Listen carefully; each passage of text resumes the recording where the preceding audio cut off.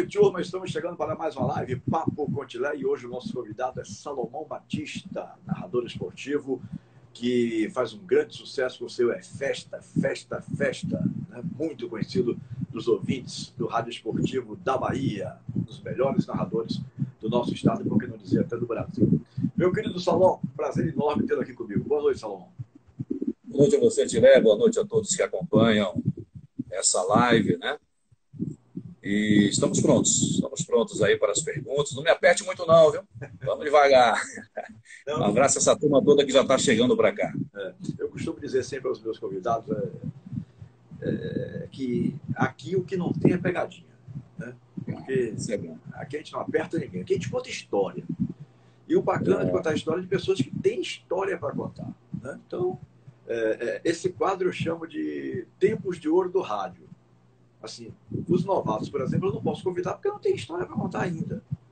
Mas aqueles que já são veteranos do rádio, como eu e alguns outros queridos companheiros que eu tenho convidado, que temos histórias para contar, o rádio causa uma infinidade de histórias, né? de situações.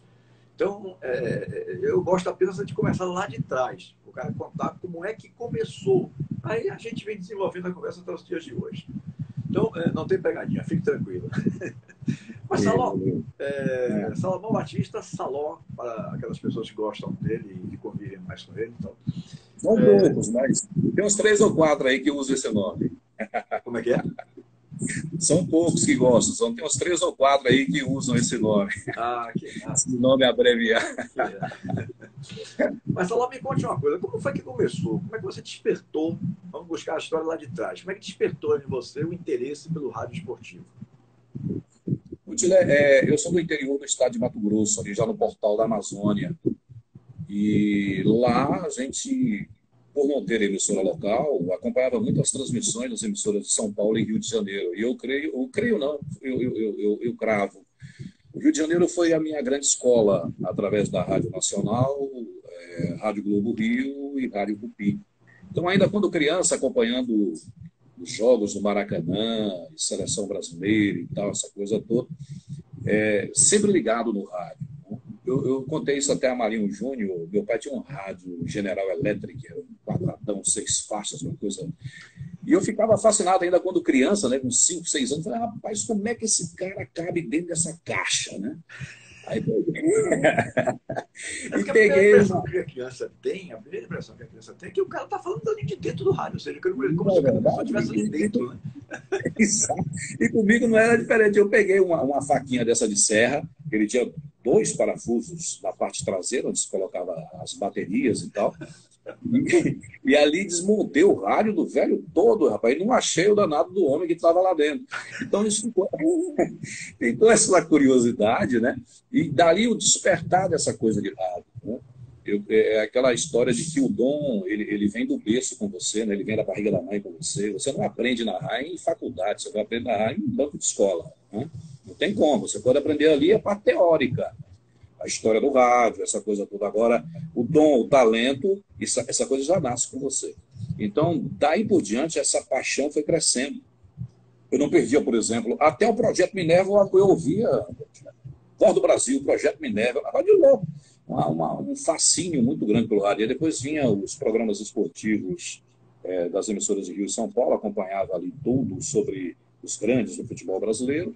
E depois vinha também a Turma da Maré Mansa. Enfim, rapaz, só dormia depois do seu redator-chefe da Globo lá para 1h da manhã, mas sempre ali ligado no rádio, não é? Acompanhando já desde criança. Esse negócio está no sangue, não tem jeito. E rádio é aquilo. Para se tornar radialista, essa coisa tem que estar no sangue. É a história do médico, né? Quando tem muita gente curtindo um aniversário, não sei o que, ele está no plantão no hospital. Então, tem muita gente curtindo domingo para as pessoas que é curtição, para a gente é trabalho. Né? Então, sem o sangue de radialista na veia, você não vai muito longe dessa trajetória. Verdade, concordo plenamente com você, com esse relato aí. Inclusive, eu tenho uma história. Eu gosto de trocar ideias com as minhas histórias também, envolvendo com as histórias do convidado, né? Desmontou algum rádio, não, né? Hã? Desmontou algum rádio, não, né? Se o quê? Se desmontou algum rádio como eu, não. Não. Eu digo assim, o interesse pela programação que você falou aqui tinha. todo esse interesse pela programação. Por exemplo. Eu perdi, não sei se na sua época também era assim, eu tenho 61 anos, vou fazer 62 no mês que vem. No Colégio Antônio Vieira, eu fazia a quinta série, que era chamada admissão. Acho que era 1974, 75, por aí. Vi falar sobre admissão. Vi falar sobre essa quinto ano, né? Que era o quinto ano primário, até pouco tempo atrás. Eu não sei, que já toda hora muda, diz que agora tem mais uma série, são 9 ao invés de 8, eram 8 séries do primeiro grau, 3 do segundo e tal. Então, o Colégio Antônio Vieira era um dos mais puxados que tinha aqui, até hoje. Né? O tipo de ensinamento realmente é um ensinamento puxado, forte e tal. É um dos principais colégios da cidade. E eu perdi o quinto ano primário, a admissão, fui reprovado e fui convidado a sair do colégio, porque quem era reprovado no Vieira não podia continuar. Eu perdi de tanto... 11h30 da manhã, eu dava um jeito de fugir da sala de aula, para andar correndo ali pelo Garcia, quer dizer, correndo a passo mais largo, eu falo. Eu sempre fui grandão, né? Meu apelido era Girafa, imagina. Se fosse hoje, eu ia dizer que era bullying, né? Chamar o cara de Girafa e tal. Então, eu vinha com passo acelerado de Fazenda Garcia, Campo Grande, até chegar na Tuiuti, onde eu morava. Isso até 20 e poucos anos atrás. Né? E aí eu ligava o rádio rapidamente, e quando percebia que meu pai ou minha mãe estavam muito atentos por que eu cheguei em casa apressado e pegava o rádio, eu conseguia ouvir pelo do vizinho. Porque França Teixeira tinha uma audiência jamais vista. Mas você não precisava ligar o rádio da sua casa. Com o rádio se chegasse na janela, o rádio do seu vizinho, você conseguia escutar a França Teixeira. Né? E aí eu fui me apaixonando pelo rádio a partir dali. Eu tinha 10 para 11 anos de idade. Aliás, talvez um pouco mais, né? Porque em 74 eu tinha 14 anos. Eu sou de 60, então fica fácil fazer essa conta, mas 14, 74. Então, assim, mas assim começou o meu gosto pelo rádio.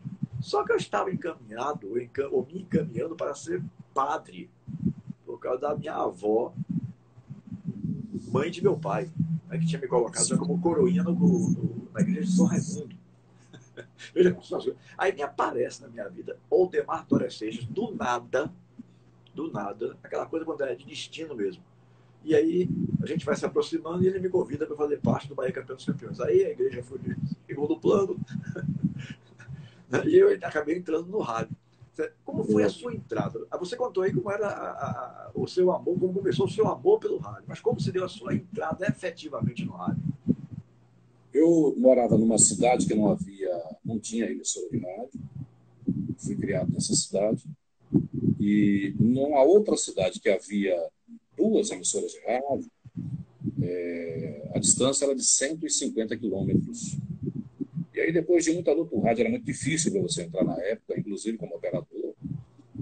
E aí consegui, através de um amigo, chegar e começar a ter a permissão para assistir o operador trabalhar. E ali, assistindo o operador trabalhar, foi me encantando com aquela parte técnica também. E aí disseram para mim, se você quiser treinar, você vai pegar a madrugada. Ninguém queria a madrugada, de meia-noite às 6 da manhã, ninguém queria. Aí disseram assim, e quando surgiu essa oportunidade, eu comecei. Então, sempre da meia-noite às 6 horas da manhã. E no domingo, tinha um operador lá que já estava cansado. Tem gente que cansa, né? Ele estava cansado, já estava dando muito trabalho para a direção. E as transmissões de missa no domingo pela manhã, não sei o que, o cara não queria ir mais. Então ele falava para mim, eu lhe pago um sanduíche para você instalar o equipamento na igreja. Aí tudo bem, já estava com sono mesmo, vamos lá. Comia esse sanduíche, ia para a igreja com aquela maletinha de som, instalava, o padre fazia a missa, ali eu comecei a aprender o quê? A fazer externa. Nisso o operador do domingo à tarde também falou assim, já que você aprendeu na igreja a fazer externa, você também vai fazer para o futebol. Então, eu engatava já no domingo à tarde para fazer a instalação no estádio, na cabine, tá, não sei o que, aquela coisa toda.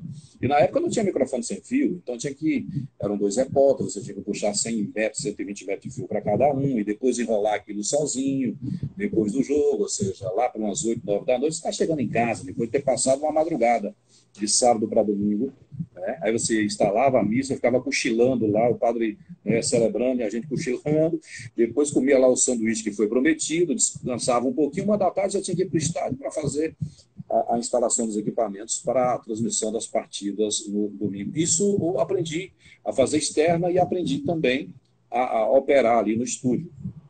Um belo dia, um narrador, a rádio entrou no Sistema Globo de Rádio, e aquela vinhetagem toda do Sistema Globo de Rádio, aquela coisa toda. E o narrador contratado para fazer o jogo, já que o anterior tinha ido embora, recebeu uma proposta para ir embora para o Paraná, o cara chegou, rapaz, e simplesmente começou a bater uma tremedeira nele. Quando abriu a jornada, aquele negócio todo, o cara começou a tremer. O cara começou a tremer, começou a suar frio, começou a passar mal, e aquele negócio todo, a concorrente lá bombando, tinha um bom narrador, o Cláudio Ramos, na época, muito bom narrador, e todo mundo ligado no cara, já que o daqui estava tremendo. Aí o cara passando mal aquele negócio todo, e vai ao banheiro, e volta do banheiro, e não sei o que, nada de entrar no ar. Ele desmaiou. Nossa. Desmaiou. E não tinha condição nenhuma de entrar. Aí eu virei pro diretor que estava na cabine, na hora, o cara desesperado. Eu falei, rapaz, você fazer esse negócio aí. Nunca tinha pego o microfone. Eu sei fazer esse negócio aí. Não sabia nem o nome. Eu sei fazer esse negócio aí. Sabem mesmo, sei. E você tinha quantos anos nesse episódio? Nessa época eu tinha 17 anos de idade. Eu entrei comecei a ajudar eles lá com 14, então já tinha 3 anos ali no negócio. 17 para 18 anos. E aí começou. Depois me botaram para fazer futsal no sábado seguinte. Já não trouxeram mais o cara. Não trouxeram, não. Mas peraí, adiante a conversa. Não, conte como foi. Você pegou o microfone, então? Ei, rapaz, a abertura já tinha sido feita, os repórteres estavam segurando porque o narrador não acontecia. Uhum. Eu entrei e fiz o jogo. E qual foi a repercussão? Foi positiva? Como é que foi? Eu creio que ficou na balança ali, meio a meio, viu? Porque o primeiro não passa. O primeiro é aquele que você atropela comentarista, você atropela todo mundo, né? É igual o cara que está aprendendo a dirigir. Ele quer andar a 120, mas ele não sabe nem qual é a terceira marcha. Ele acha que já sabe. E no rádio também não é diferente, né? Às vezes você está começando e acaba falando mais do que deveria, aquela coisa toda. O fato é que a direção da rádio falou, rapaz, bora investir. E aí começaram dando mais chances, mais oportunidades. Só no ano de 1985 a coisa foi andando. Era sempre futebol amador. A coisa foi o que é difícil de fazer, porque é uma bagunça generalizada. Entra hoje um, sai outro. Né? Mas era muito complicado. Hoje melhorou bastante, né? Mas na época era terrível. E aí conseguimos avançar e depois a emissora concorrente me convidou, ou seja, já teve proposta, porque o cara que estava lá também foi embora. Enfim, aí começou a coisa a acontecer e estamos nessa caminhada aí desde 1985 até agora. E Edson Marinho está me suportando aí. Edson Marinho o quê? Está me suportando agora. Está suportando. Sobrou para ele. Mas, Saló, você falou, esse jogo, você se lembra que jogo foi? Teria na lembrança aí do jogo? Campeonato Mato Grossense, Dom Bosco de Cuiabá e Barra do Garças. Esse time, inclusive, caiu para a segunda divisão. O Barra do Garças nunca mais voltou. Né? O Dom Bosco continua. Acho que foi vice-campeão agora. O Dom Bosco tomou uma chinelada agora do Cuiabá, né? O Cuiabá foi campeão Mato Grossense e o Dom Bosco ficou como vice-campeão. O Dom Bosco está lá, continua lá até hoje. Aliás, no estádio Dom Bosco tem uma história. Também é o estádio do Dom Bosco, José Fragelli. Acho que é isso. Eu fui fazer uma transmissão lá, rapaz. E o diretor da rádio esqueceu de pedir linha. Como é que eu faço a transmissão do jogo? Tinha vendido, patrocinadores, não sei o quê, anunciado. Quando chego lá para fazer o jogo, não tinha linha. Eu pedi ao motorista do ônibus que levou a delegação, eu falei, rapaz, para aqui debaixo do poste. O cara parou. Eu peguei um fio lá, abri uma caixa de telefonia, consegui achar uma linha, deu tom no fone, puxei para a cabine e fizemos a transmissão do jogo. Depois de 30 dias chegou a cobrança na rádio. Olha, usaram minha linha aqui e tal, ligaram para esse número durante 2 horas. Aí pagaram lá e está tudo resolvido. Mas a transmissão saiu. E naquela época era caro, viu? Caro, o telefone fixo era luxo, né? Era luxo. Mas a transmissão saiu. Rapaz, a gente descobre a história. Tem muita história interessante. Todo radialista tem suas histórias. Isso é indiscutível, né? E por curiosidade pessoal, o que foi que realmente deu no cara que amarelou e não transmitiu no dia que você pegou o microfone e assumiu? Ele simplesmente voltou para a cidade dele, morava em Iporá, cidade do interior de Goiás, ficava a 200 quilômetros lá do local do jogo, né? Da cidade de Barra do Garças, no Mato Grosso. Ele pegou, foi embora e não foi mais. Agora, na cidade dele, ele continuou narrando.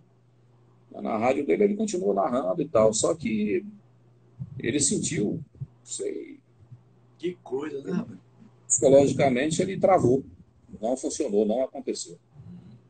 Bom, É aquilo que o Papai do Céu também faz, né? O Papai do Céu arruma umas coisas e fala, bom, a chance vai ser essa. Então, agora o cavalo selado vai passar, você pula nele ou não pula? Você me fez lembrar agora de um ex-presidente, não sei se você alcançou ele, da Federação Baiana de Futebol, chamado Marcos Andrade Dias. Não. Marcos Andrade Dias, por essa época aí, 80 e pouco, eu era assessor dele da presidência, né? E ele dizia assim, Tilé, fique atento, fique ligado, porque às vezes o cavalo passa com você 5, 10 vezes. Mas tem pessoas que o cavalo só passa uma vez. Então você tem que pungar no cavalo, sentar no cavalo e ir embora, aproveitar a oportunidade. Às vezes, sim, na vida de uma pessoa é uma vez só. Tem outros que dão só 2, 3, 5 vezes. É verdade, é verdade. E aí você tem que. Não é só montar, tem que montar e segurar. Sim, montar e segurar e aguentar o galope. Aliás, você pensa, eu confundi as coisas, se era o trem vai chegando, você tem que pegar o trem, não é? E eu confundi com o cavalo. Sei lá. Não, deve isso aí.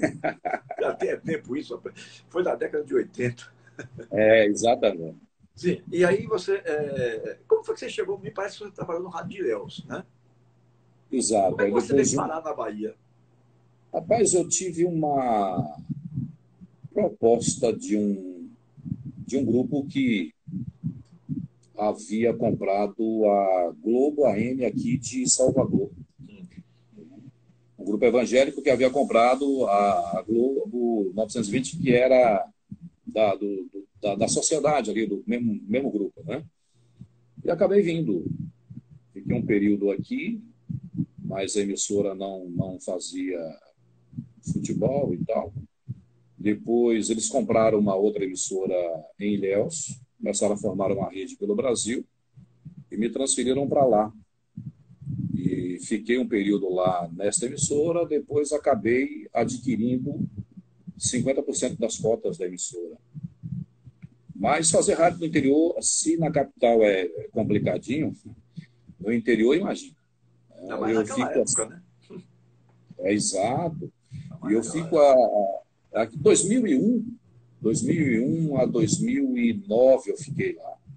Então eu fico imaginando os colegas do interior, de todas as cidades do interior, desse período, por exemplo, de pandemia, o que fizeram para sobreviver. Rapaz, deve ter sido muito complicado, deve ter sido muito difícil. E nós conseguimos ali, durante 9 anos, gerenciar toda a emissora, enfim, e ali começamos a acompanhar o Colo-Colo e fomos brindados no ano de 2006 com aquela conquista do título em cima do Vitória aqui no Barradão. Né? E depois disso... Era a Rádio Santa Cruz, né, Salom? Não, a Santa Cruz era concorrente. Ah, concorrente? Era a Baiana de Ilhéus. Baiana de Ilhéus.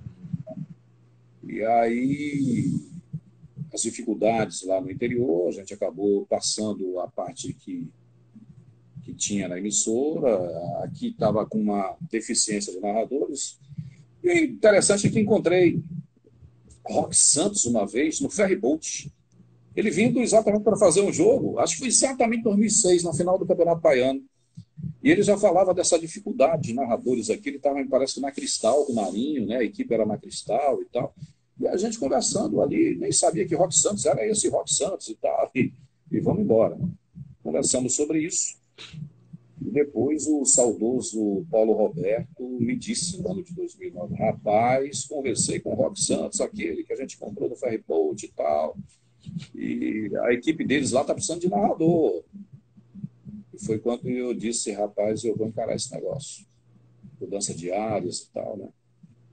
E aquela coisa de futebol no interior você faz. Aliás, está conosco a Zona Sul FM Ilhéus, né? O pessoal está retransmitindo lá a live agora. Um abraço a todos lá de Ilhéus, Edmundo Santos e toda a equipe. Lembrando que o futebol no interior, você tem ali 3, 4 meses de atividade, depois para. Né? O clube acaba guardando e botando naftalina no uniforme e você no microfone. Não tem jeito. Então, essa coisa ela tinha que avançar. Essa coisa, eu não podia mais ficar nesse negócio de 12 meses do ano, trabalhar 4. E 8 meses restantes do ano, que você está ali fazendo resenha, ou alguma coisa de intermunicipal. A seleção de Ilhéus, por exemplo, nunca mais se firmou, não passa de uma segunda fase de intermunicipal, primeira, segunda. E aí veio essa oportunidade de vir para cá e fui mais uma vez muito abençoado, entrar logo num jumbo, como é esse jumbo da família Kertes, né, com a equipe realmente extraordinária, capitaneada pelo nosso Edson Marinho, e aí, vamos lá, estamos aí já de 2009 para 2022, dá o que isso? 12 anos, né? 12 anos. Era 13 anos. 13 anos. 2009 para 2022, 13. Eu cheguei no final de 2009, no mês de junho. Já veio para a Metrópole. 12 anos e meio, 13 anos. Ele falou, quando você veio por aqui, você já veio para Cristal ou já para Metrópole direto? Não, Metrópole, direto Metrópole. Depois, Valdeni, que era o diretor da Rádio Cristal, me disse, rapaz, deu uma força para a gente, algumas resenhas aqui ao meio-dia. Eu acabei indo lá, dando uma força para ele, num período também ali na Rádio Cristal, mas diretamente para a Metrópole foi o ano de 2009. Me diga uma coisa, Saló, aproveitando para a gente passar a falar sobre a sua chegada à Metrópole até hoje, né? Mas antes eu queria fazer uma pergunta sobre o futebol de Ilhéus. Por que é tão difícil se fazer futebol em Ilhéus? O Colo-Colo vinha bem, depois tiraram o Zé Maria, o Colo-Colo se perdeu, né? Com Raimundo Borges e com outros que sucederam a ele. Hoje ninguém ouve falar de Colo-Colo. O que eu ouço falar de Colo-Colo hoje é que até hoje Flávio não conseguiu receber os últimos salários. Todo mundo sumiu. Flávio supervisou o que eu estou falando.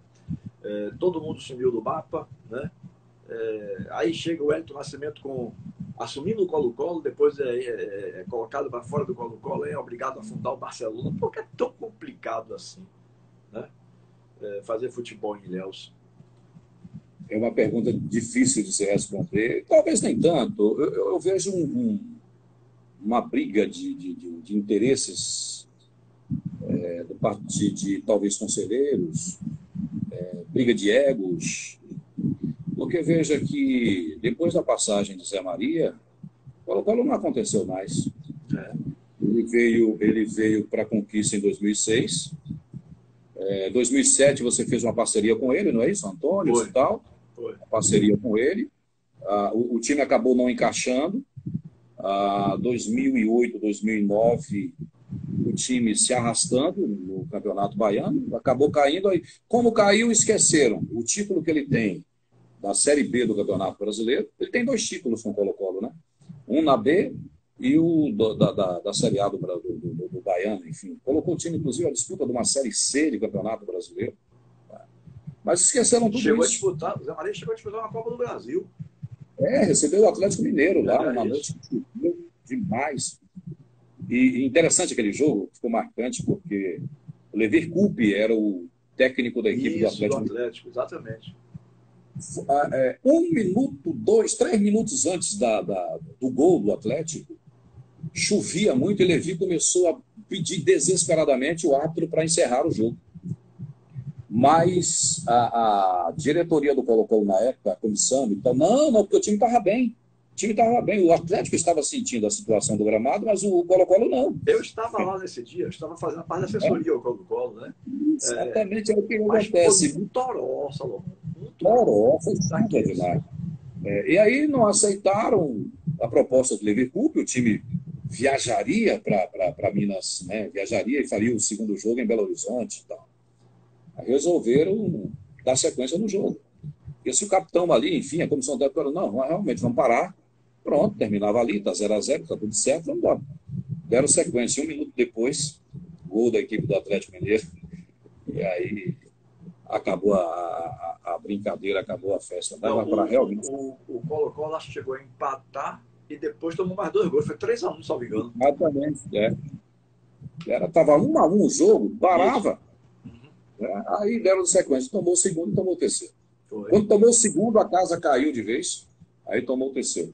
Eu penso que algumas cabeças que gostam realmente do futebol e gostam do Colo-Colo, alguns empresários da cidade, se afastaram também, devido a uma série de equívocos administrativos, né?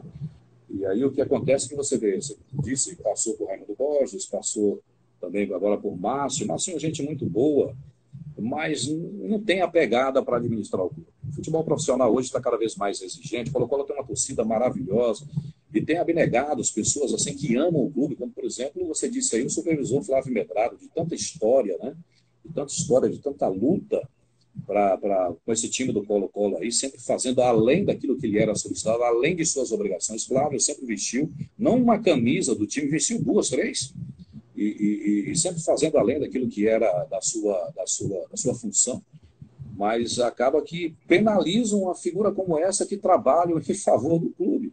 Então, para se reerguer, a administração municipal também. Eu costumo dizer que o Mário Pessoa é o maior estádio do mundo, porque há 15 anos está em reforma e nunca termina. Né? Termina o mandato de um prefeito, entra outro, está sempre em reforma e nunca termina. Então, nunca tem uma iluminação. Me permite encaixar uma historinha aí agora. Você falou do estádio Mário Pessoa, me fez lembrar essa história. Quando nós fomos para o Colo-Colo em 2007, o Colo-Colo tinha sido campeão em 2006, né? E aí começou o trabalho começou muito bem, bons resultados no início, depois a coisa desandou. É fato que a coisa realmente desandou. Mas, na época, o treinador era o Diego Maradona. Isso. Que começou a temporada foi o Diego Maradona. Né? Aí Diego vira-se numa sexta-feira para o administrador do estádio. O fulano, não me esqueço, não me lembro agora o nome dele, acho que era Raimundo também, alguma coisa assim, mas não me lembro, não tenho certeza, não tenho convicção.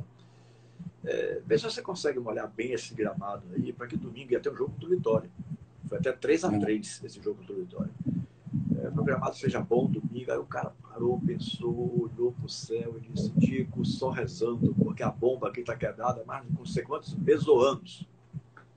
Só rezando para chover. A bomba. A bomba para botar água no gramado. Então, são essas dificuldades que criam, né? Por exemplo, arrumaram o gramado, desarrumaram a iluminação.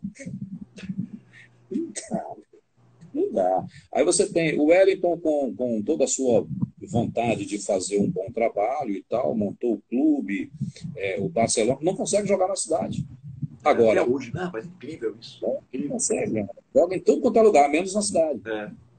E isso me levanta a situação, por exemplo, de Itabuna. Itabuna tem 2 times hoje na Série B do Campeonato Baiano e também não tem estádio. Os caras vão jogar onde? Como é que pode? Então são 2 cidades enormes. E na última vez que eu estive no Itabunão, era de dar pena. Nós fizemos um jogo lá, você comentou ao meu lado, jogo Itabuna, não sei se Bahia ou Itabuna e Vitória, alguma coisa assim. E você, nessa noite, foi o comentarista, né, do jogo, enfim, lá no Itabunão. E já era terrível. Eu consegui narrar um jogo no Itabunão de joelhos. Aí você me pergunta como, estava rezando? Não. Uma caixa de marimbondo enorme dentro da cabine. Eu não podia mexer naquilo. Meu Deus. Imagine. Então, até o grito de gol foi Colo-Colo Itabuna, até um grito de gol, 2006 isso também, naquela campanha. Eu tive que me ajoelhar ali, fazer o jogo, e o grito de gol baixinho ali para não espantar os bichos, marimbondo. Não tinha como remover, torcedor chegando, e aquela caixa enorme de marimbondo dentro da cabine. E eu tive que fazer ali. Depois me perguntaram, você estava mal, você estava doente, não era dor de cabeça? O que foi? Eu falei, Vai lá na cabine que você vai ver o tamanho da dor de cabeça. Então, umas coisas aí você tem. Colo-Colo, que nem vai disputar a segunda divisão do Baiano. Você tem o Grapiúna, o Itabuna, você tem também o Barcelona. 4 times, né, representando duas maiores cidades da região sul da Bahia, e não tem equipamento, não tem onde jogar. Incrível isso. Né? Os caras vão ter que jogar assim, em Piauí, cidade de menor porte, né? Piauí é um bairro. É um bairro de Ilhéus, Itabuna, o tamanho da cidade, seria um bairro. Então, vai jogar em Vitória da Conquista, né? Enfim, porque nessas 2 cidades não tem equipamento. Incrível isso. O Barcelona, meu queridíssimo companheiro JJ, fez um cálculo de mais de 13 mil quilômetros rodados para ficar jogando jogos do Campeonato Baiano. Para lá e para cá, para lá e para cá, para lá e para cá, porque não tinha como jogar em Ilhéus. Que absurdo, rapaz. Que absurdo. O futebol de Ilhéus era tão bom, né, rapaz? Eu me lembro que quando eu comecei no rádio, se falava muito que tinha 3 a 4 times de Ilhéus no Campeonato Baiano. tinha Flamengo de Flamengo. Ilhéus, né? Tinha o próprio Colo-Colo, tinha, rapaz, o Ilhéus Atlético Clube, tinha o Ilhéus também, alcancei o Ilhéus. Era muito bacana fazer futebol em Ilhéus. Me lembrei agora de uma pessoa que sei que você gostava muito, já faleceu, Brandão, do Pontal Praia Isso, Hotel. Né? Brandão Gente, recebia toda a imprensa esportiva da Bahia com o maior prazer, com a maior alegria. Né? É verdade. Ele vibrava quando tinha a imprensa lá em Ilhéus para fazer cobertura. Hospedava todo mundo no Pontal Praia Hotel, não cobrava nada de ninguém. Um cara assim, gente finíssima. Né? Gente da melhor qualidade. Foi uma grande perda ali. Assim como essa semana, né, perdemos um companheiro lá do Rádio Jornal de Itabu, o J. Silva, que era uma figura que me tratava com muito carinho também. Eu me lembro dos primeiros jogos que eu fiz lá em Itabu, no Ilhéus, e ele fazendo pista também. Acho que, salvo engano, o narrador dele é J.A., alguma coisa, não era o J.A., alguma coisa assim. Rapaz, um belo profissional, uma figura humana do bem, infelizmente acabou nos deixando de maneira precoce, né? E de uma forma brutal, o que parece, né? Uma forma brutal. Parece seríssimo lá. Realmente. Mas vamos falar de coisa boa. De coisa ruim a gente já está realmente muito cheio, infelizmente. Todo dia tem coisas extremamente negativas. Né? Hoje em dia está difícil, está muito difícil realmente. Tudo é mimimi, tudo é quais, como diria o nosso querido Manuel Messias, né? Miguel Messias, Miguel Messias. Sim, mas aí você veio para a Metrópole FM. Como foi que se deu o início de sua caminhada na Metrópole FM? Um abraço para você, viu, Cláudio Freire de Menezes? Cláudio Freire de Menezes está colocando um bocado de gol do Colo-Colo. Não sei o que ele quer dizer com esse gol do Colo-Colo agora. Perguntou se você... Lá atrás ele perguntou, eu vi alguma pergunta, mas eu estava desenvolvendo meu raciocínio. Se você foi acostumado a comer peixe com banana lá no Mato Grosso, alguma... Peixe com banana. Rapaz, eu acho que é uma boa combinação. Peixinho frito, uma banana. Um abraço, Cláudio. Gente boa também. O engenheiro Cláudio Freire de Menezes. Sim, mas como foi que se deu? Como foi que você chegou? Então você chegou na Metrópole e tal. Qual foi a sua primeira narração? Você se lembra? Marinho fez o contato e nós viemos. Eu me lembro que eu vim da estrada para o Barradão. E cheguei no Barradão, foi um jogo entre Vitória e Santo André. Aí cheguei na cabine e tal, me identifiquei, a gente não se conhecia, não conhecia o Marinho, ele também não me conhecia e tal. Ele falou, aqui está a pasta de publicidade, esse é o microfone, esse aqui, comentarista aqui do lado é o Botelho, o Baianíssimo, lá embaixo, o Roque Santos e Silva Rocha. E vamos embora. Timaço. Aí eu peguei aquele microfone ali e tal, dei uma olhada na pasta. E você chega com um freio de mão meio que puxado, né? Até porque você não conhece as pessoas, você não sabe qual é a de cada um, enfim, e procurando me situar, falei, eu vou procurar ficar mais quieto. Como diz o povo, vamos pisando em ovos, né? Com todo cuidado. Em ovos, tal. Alguns, inclusive, mas estão todos perdoados, né? Tentaram, inclusive, puxar o tapete, mas rapaz, isso é bom. Marinho bancou e falou assim, rapaz, gente tem da equipe na época, e Marinho falou assim, rapaz, eu vou bancar, deixa comigo que eu vou bancar, porque esse cara aí vai dar caldo. E eu acho que deu algum caldo, porque estamos lá já há 12 anos e meio, 13 anos, e estamos fazendo a festa aí. Fantástico. Depois veio a história do gol, né? Da marca precisava dessa moldura do gol, o Marinho cobrava sempre sobre essa moldura do gol. No interior você não tem muito isso, né? Então aqui tem a história da moldura, vamos fazer essa moldura, vamos. Aí surgiu já na Copa América de 2011 na Argentina, surgiu a história do Festa. Aí Marinho falou assim, rapaz, você está falando um só. Né? Acrescente aí mais um, mais dois e tal. Aí a gente foi formatando a coisa, pegou e pena que os nossos times não deixam a gente fazer a festa. Né?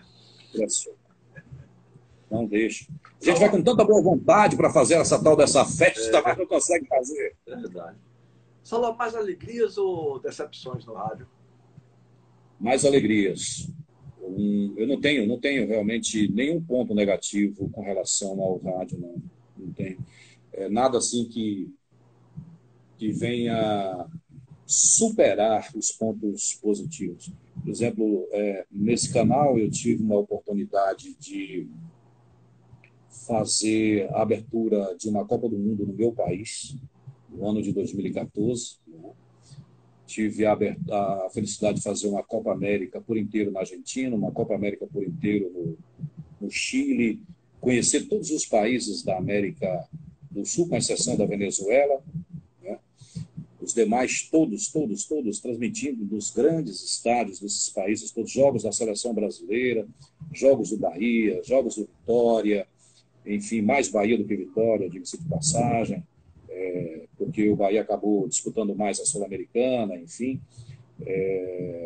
Agora, com relação à Copa do Mundo, foi um evento assim, muito marcante, né? Porque, por ser uma Copa do Mundo e por ser no seu país.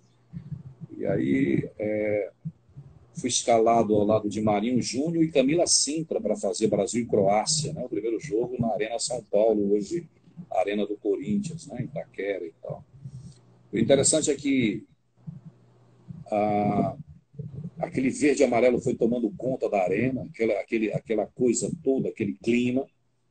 A temperatura vai subindo, aí daqui a pouco o hino nacional brasileiro ao vivo, né, depois da abertura, o hino nacional brasileiro. Rapaz, quando eu olho para a minha direita, está Camila Sintra chorando, sem a menor condição de falar. Olhei para a minha esquerda, está Marinho Júnior chorando, sem a menor condição de falar. E o nosso Edson Marinho aqui, vamos lá, escalação do Brasil, Marinho Júnior, como é que vai, meu irmão? Não tem como ir. E aí a gente deu uma segurada até que a temperatura dos dois baixasse. É um negócio realmente assim que marcou muito, não é? Nessa abertura. E não tinha como ser diferente, não tinha como ser diferente. A emoção realmente foi grandiosa. Um país em que o torcedor, o brasileiro de modo geral, né, é tão penalizado, né, em todos os sentidos. E você ter a glória de estar ali numa abertura de uma competição como essa, realmente não tem preço. Foi, assim, o evento mais importante que marcou decisivamente nessa minha trajetória até aqui. E, fora isso, aliás, um outro evento também foi em 2010, em Pituaçu, quando da volta do Bahia, da B para A, depois de um longo e tenebroso inverno, né?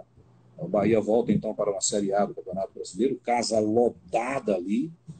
E Bahia aquele gol... Portuguesa 3-0. Exatamente. Foi, assim, um jogo memorável, e um jogo de acesso, um jogo da volta, um jogo da confirmação, né, do retorno à Série A do Campeonato Brasileiro. Aquele estádio tremeu como nunca e foi realmente uma festa maravilhosa também. Eu destaco esses dois eventos, assim, nesses 12 anos e meio, como os maiores. Salão, você contou histórias aí já de Camila Sintra, de Marinho Júnior, do cidadão lá de trás que não teve condições de transmitir o jogo e você assumiu. E você tem alguma história pitoresca que tenha ocorrido com você, diretamente com o Salomão Batista? Assim? Faz eu contar. Já tremi muito, viu, amigão? Essa mesmo da abertura da Copa do Mundo aí foi uma tremedeira geral. Só que eu tinha que segurar a onda, né? Tinha que segurar a onda, porque tinha um chorando do lado. Eu falei, eu vou ter que segurar a onda, porque a bola já vai rolar.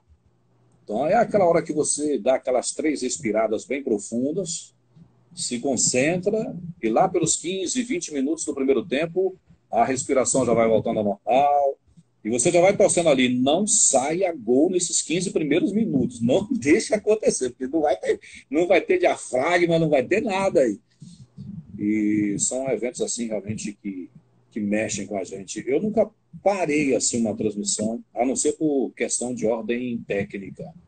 Mas dizer que não sente um frio na barriga, que o coração não fica ali na boca, em algumas oportunidades sim aconteceu, uma tremedeira geral, e chegar a ponto de você começar a trocar nome de todo mundo, né?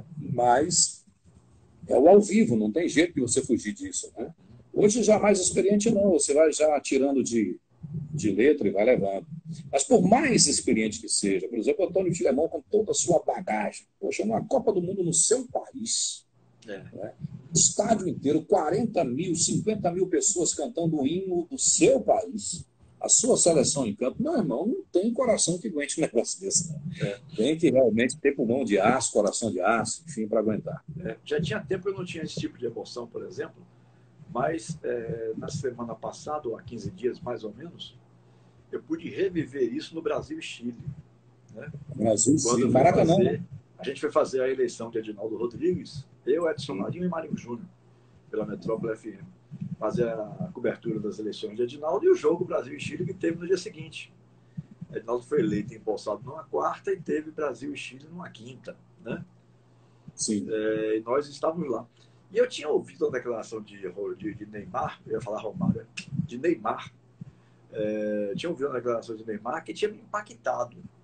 E eu estava achando que ele tinha razão realmente naquilo que ele estava dizendo. Ele dizia que não estava entendendo o porquê, o desinteresse pela seleção. Que ninguém estava falando mais de seleção direito, né? Não sei se houve alguma influência pela saída da Globo, porque a Globo tinha todo, né, o aparato de jogos da seleção, era tudo com a Rede Globo. De repente, eu acho que o SBT comprou a Copa América, né? E aí o Neymar estava se queixando disso, que o público tinha que ser afastado da seleção e tal, embora tivéssemos tido uma pandemia, que não estava permitindo que as pessoas frequentassem o estádio. Mas, meu amigo, no dia do jogo, Brasil e Chile, no Maracanã, a CBF colocou uma carga de 70 mil ingressos. Eu virei para Marinho, de manhã a gente foi tomar água de coco ali na praia, na Barra da Tijuca. Aí eu virei para Marinho e disse assim, Marinho, eu acho que não vai vender os 70 mil ingressos. Rapaz, Edinaldo me disse que ele tem certeza que vai vender a carga toda. Digo, o baixinho está realmente muito otimista. Muito otimista. 70, não é que vendeu 69.400 e poucos ingressos. Ficaram pouco mais de 500 ingressos sem venda. E uma festa belíssima. A torcida carioca realmente comprou a ideia do jogo, né? A seleção foi extremamente aplaudida, tal. Houve um clima todo favorável, coisa que a gente já não via há algum tempo. Tomara que isso engrene, porque vem aí uma Copa do Mundo daqui a mais ou menos 7 meses. Daqui a mais ou menos, não, daqui exatamente a 7 meses, que ela começa em novembro, né?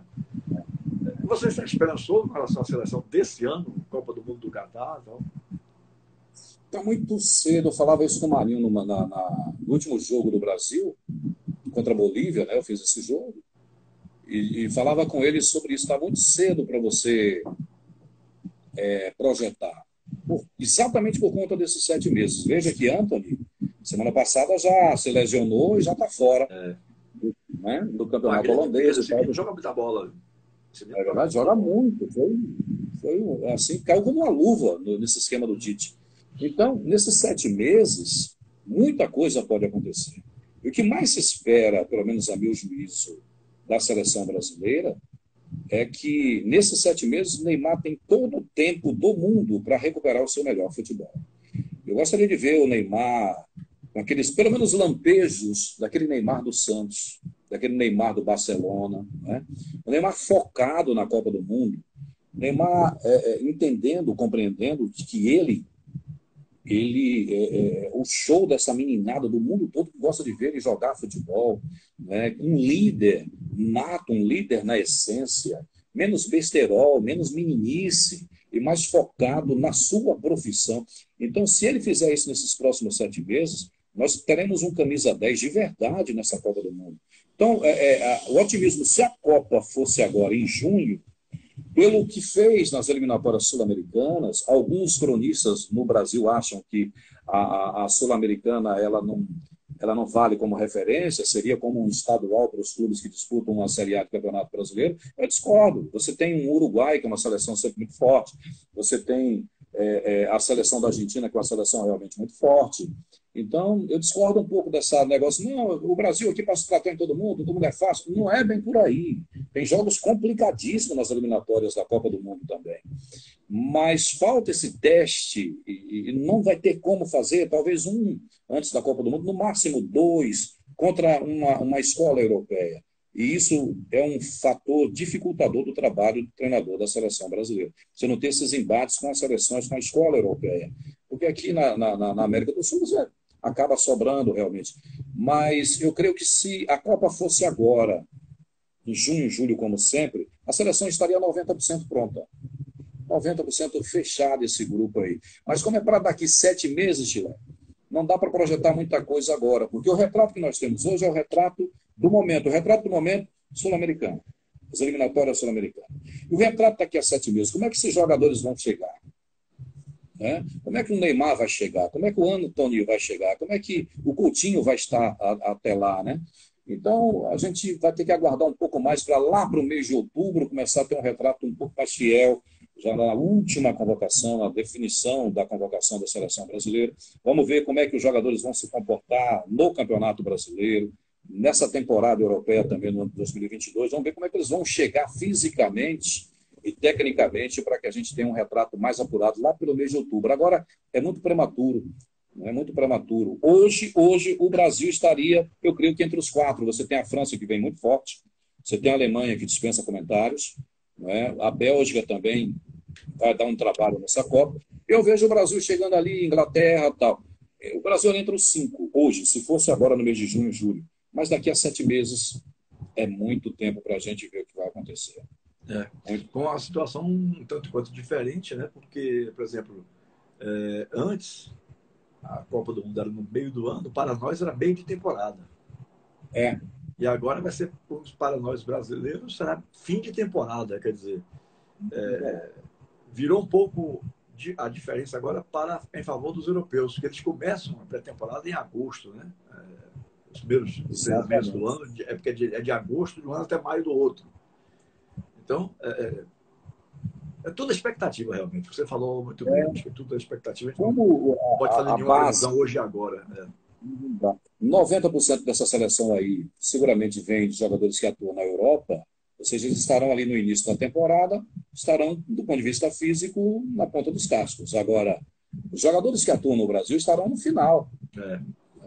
Estarão no final. Um Hulk, por exemplo, e outros nomes que podem figurar nessa lista final da seleção brasileira estarão na parte da reta final do Campeonato Brasileiro.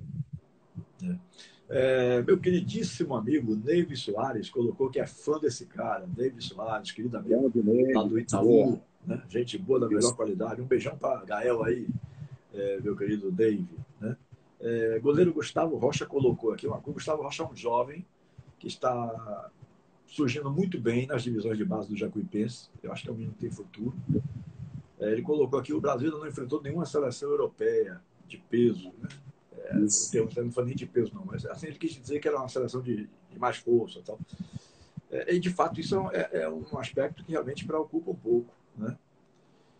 Poderia pegar assim, obrigado a você, o David está lembrando aqui um detalhe importante, viu, Salom? Que a FIFA liberou 26 jogadores ao invés de 23. Então, o Tite vai poder colocar mais 3, não só o Tite, todos os treinadores. Né? Antigamente a lista tinha 23 nomes, agora a lista terá 26 nomes. Né? Isso aumenta um pouco aí a concorrência para conquistar essas últimas 3 novas vagas. Vamos ver como é que vai ficar. Obrigado a você, meu querido David Soares. Sim, Salom. Eu interrompi aí, muito bem. Eu interrompi. Não, é só dizer que, como a Itália, por exemplo, não chegou, pelo menos com a Itália, né? A FIFA poderia liberar um amistoso aí, pelo menos com a Itália. Já que não vai participar mesmo do Mundial, né, o Brasil, numa data FIFA aí lá para frente, enfrentar pelo menos a seleção da Itália. O fato é que a Itália, que mais uma vez volta a decepcionar, né? Você vê o que é o futebol. Um dos países mais ricos, um dos países que mais investem em contratação de jogadores no mundo todo, ficar fora de uma Copa do Mundo realmente não dá para entender. Não dá mesmo, não. A questão... E classificado pela Macedônia do Norte aí, meu amigo. Exata brincadeira o negócio. Não dá. Macedônia do Norte, eu nunca tinha ouvido nem falar. Macedônia do Norte. Está no mapa onde esse negócio, né? Veja que a questão do futebol não é só dinheiro. Principalmente agora que se fala tanto em SAF, né? Virou a palavra da moda, todo mundo está querendo aí fechar parcerias e tal. É importante, mas o gerenciamento de recursos é muito mais importante do que simplesmente ter o dinheiro. O futebol italiano tem dinheiro de sobra. Estou falando de euros, né? Mas está fora. Perdeu para uma Macedônia. Qual é a tradição da Macedônia do Norte? Nenhuma. Então a questão não é apenas dinheiro, é gerenciamento, é um desenho tático perfeito, um encaixe desse grupo de jogadores, a ideia de jogo de uma seleção, né? Isso passa por uma questão de ponto de vista tático, como também de ideia de jogo. E a seleção italiana vem insistindo numa ideia de jogo que não deu certo. Está fora de novo do Mundial.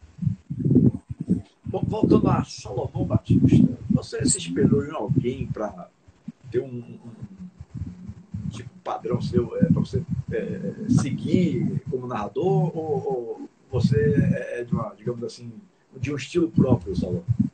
Não, não tem como. Você vai se espelhar em alguém, não tem jeito. Pelo menos no início, primeiro, segundo ano, depois você vai buscar a sua identidade, né? Não pode a pessoa também se espelhou em alguém e acha que aquela identidade alheia vai ser a sua para o resto da vida. Não dá, né? Mas nos anos 80 nós tínhamos assim narradores que me impressionavam muito, né? E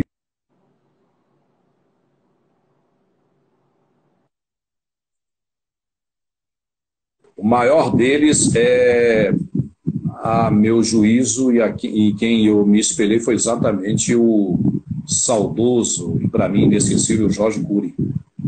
Jorge Cury para mim era um monstro da narração esportiva. Fantástico, fantástico. E aquele cara me fez pegar aquela coisa, aquele sentimento que eu tinha com relação ao rádio.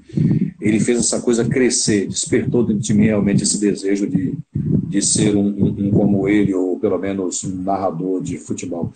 E eu acabei esperando durante muito tempo, né, em Jorge Cury, e depois fui buscar o meu estilo, desenvolver aquilo que o Papai do Céu tinha preparado para mim. Meu filho, ó, chega, vamos viver agora a sua história, né? Então a gente, quando eu vim aqui já para a metrópole, já vim pronto nesse sentido. Agora lá ainda em Mato Grosso, durante um bom tempo a gente acabava se espelhando em muito, né? Nesse narrador, para mim foi o maior. Aí você tinha o Osmar Santos, mas eu não gostava muito daquele estilo. Não sou muito fã do estilo da narração esportiva paulista. Não cheio de termos, né? Agora, eu gostava mais. Exatamente isso aqui agora. Eu ia falar exatamente sobre isso aqui agora. O rádio carioca não. Você tem um estilo técnico, você é aquele narrador cadenciado, aquele narrador que está sempre em cima do lance, mas que não faz preservado do microfone. Né? Você vai acompanhando. Eu sou um adepto da produção. Não só o estilo paulista, mas muitos também adotam esse estilo de preservada, fazer gritaria, não sei o quê. Exatamente.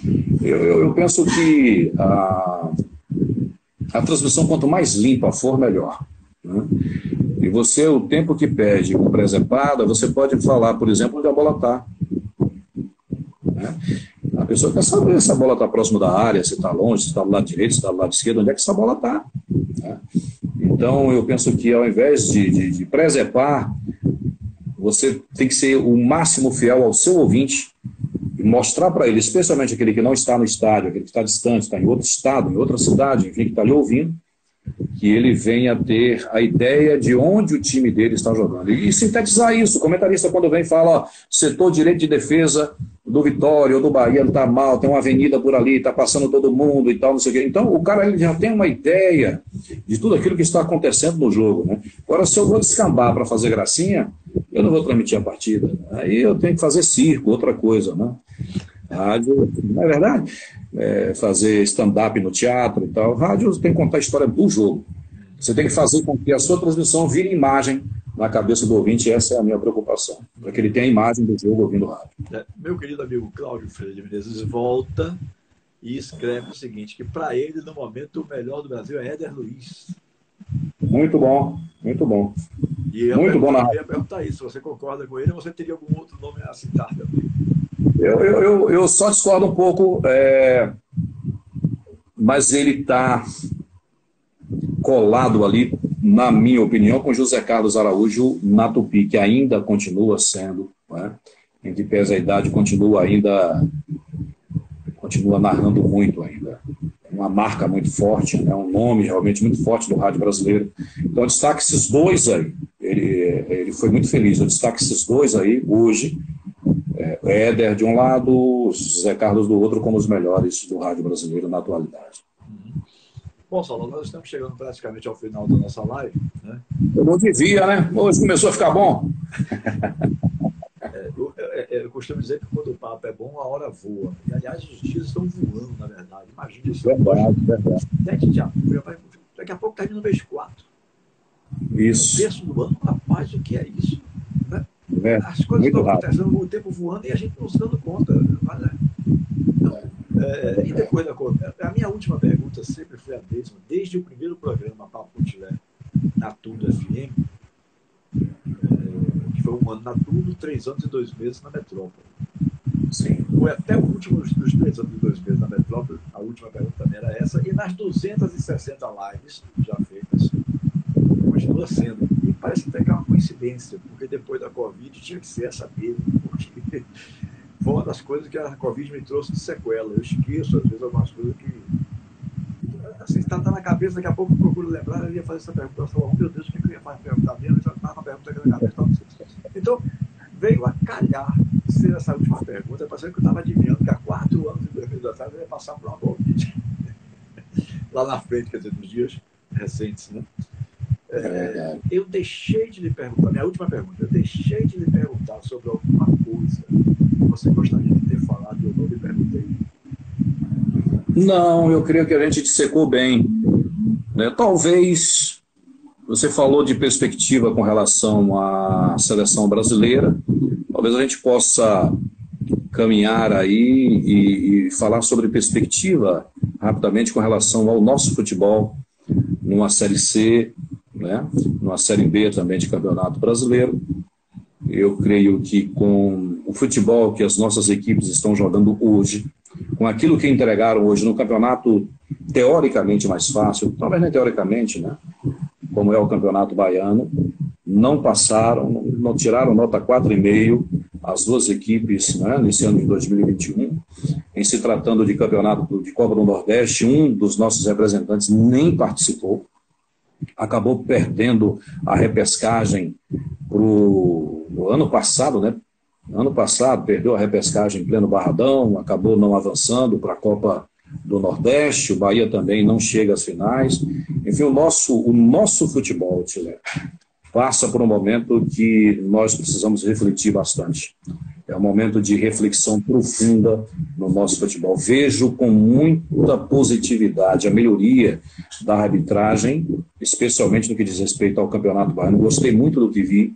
Evidentemente que vai ter erro aqui, vai ter erro ali, somos todos humanos, né? O narrador erra, né? O repórter erra. Por que o juiz não erra? Por que o auxiliar não erra? Não vai errar. O jogo, talvez o cara não dormiu bem, não está bem, uma semana conturbada, problemas em casa, e acaba no trabalho, e acaba cometendo um erro ali, perde a concentração no lance, não é? Mas isso não significa que o cara é ladrão, ou que fez de maneira intencional. Eu não acredito nessas coisas, tem que sabe? ter muito cuidado em colocar essas coisas, realmente. Fulano já veio mal intencionado, né? Marcou esse pênalti aí e tal. E aí, quando você tem um Campeonato Baiano com a ausência do VAR, isso tudo acaba dificultando para a arbitragem de um modo geral. E eu quero parabenizar toda a arbitragem, a comissão de arbitragem da Federação Baiana de Futebol, porque em meio a todas as dificuldades, se tem lá o Campeonato Paulista, todo mundo, o árbitro tem o VAR, o Carioca tem o VAR, né? Todo mundo. Agora, aqui na Bahia não, foi a olho nu, como na antiguidade, os caras, dentro das suas possibilidades, né, conseguiram fazer belas arbitragens ao longo de toda essa competição. É evidente que vai ter reclamação aqui e ali, dirigente que acaba perdendo a linha, jogadores também, parte da imprensa também, especialmente a mais apaixonada, mas a verdade é que eu quero aqui ir numa vertente diferente. Eu quero parabenizar a arbitragem baiana, que tem crescido, e eu creio que nós vamos ter bons frutos dessa arbitragem baiana também ainda no ano de 2022. Eu quero ver a arbitragem baiana arrebentando aí, apitando grandes jogos do Campeonato Brasileiro, da Série A, da Série B, e boa sorte à nossa arbitragem também. Com relação aos nossos clubes, se fala muito de SAF no Bahia, está chegando o Davó, espero que Davó reencontre o seu melhor futebol com a camisa do Bahia. Espero que as contratações do Vitória também sejam contratações que venham para somar, jogadores que venham verdadeiramente vestir a camisa e honrar nesse Campeonato Brasileiro da Série C. Serão jogos dificílimos. Esse Campeonato Brasileiro da Bet Lemon vai ser dificílimo. Vai ser difícil. Mais forte dos últimos anos. Mais forte, sem dúvida. Mais forte. E o Bahia vai ter que se arrumar. Vai ter que se arrumar, como o Vitória também nascer, para que a gente venha ver o mais rapidamente possível as nossas equipes de volta à Série A do Campeonato Brasileiro, de onde jamais deveriam sair. Agora, jogando o que jogaram até aqui, a perspectiva ou as perspectivas são as piores possíveis. É verdade. Deixa eu fazer algumas colocações. Se você quiser comentar alguma coisa em cima disso, pode ficar à vontade, porque já estamos encerrando praticamente. Estou vendo aí meu querido Diego Pombo, que será o árbitro do jogo final, né? Jacuipense Atlético de Alagoinhas. Esse aí, para mim, é um dos melhores do quadro da Federação Baiana de Futebol, um dos melhores do Nordeste, um dos melhores do Brasil. Concordo plenamente com você. E não estou dizendo isso de hoje, não. Digo isso de muito tempo. Né? Sou fã da arbitragem dele, muito bom, muito bom. Muito bom, um abraço ao nosso Diego. Aliás, ele até perguntou de passagem aí, eu vi aqui de relance, perguntou sobre um sobrinho meu que ele teria atendido, e me deu um acompanhamento muito bom, o nosso Diego Pombo Lopes. Forte abraço. Está tudo certo, viu, Diego? Tudo lindo, maravilhoso e melhor do que a gente esperar. Um grande abraço a você, obrigado de coração. E aí o Cláudio Freire Menezes botou que pode ser que o Diego Pombo pode ser árbitro FIFA a partir de mais algum tempo aí, que eu não sei precisar, mas eu sei que nessa coisa aí, eu tenho 46 anos de imprensa, né? Comecei com 16 anos de idade, vou fazer 62 no próximo mês de maio, há menos de 30 dias, ou há mais ou menos 30 dias. Edinaldo Rodrigues, quem conhece sabe que Edinaldo é fantástico de bastidores.